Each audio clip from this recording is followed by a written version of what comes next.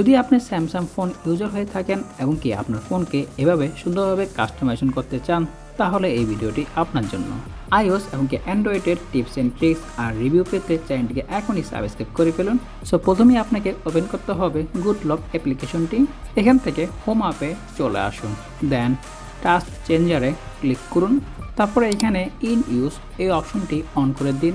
আর নিচে আপনারা পেয়ে যাবেন লেআউট টাইপ, এখানে 5টির মতন লেআউট থাকছে। প্রথমে থাকছে লিস্ট, 2 নম্বরে থাকছে গ্রিড, 3 নম্বরে থাকছে অ্যাজটেক, 4 নম্বরে ভার্টিক্যাল লিস্ট,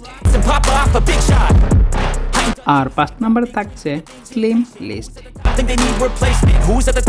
আর নিচে আরও কিছু এক্সট্রা অপশন থাকছে যা আপনি আপনার মতো কাস্টমাইজেশন করে ফেলতে পারেন। আর আমার মতে এই রিকমেন্ডেড অ্যাপসটা অফ করে দিলে অপশনটি আরও সুন্দর লাগে। আর এই গুড লকার অ্যাপ্লিকেশনটি আপনাকে ইনস্টল করতে হবে গ্যালাক্সি স্টোর থেকে।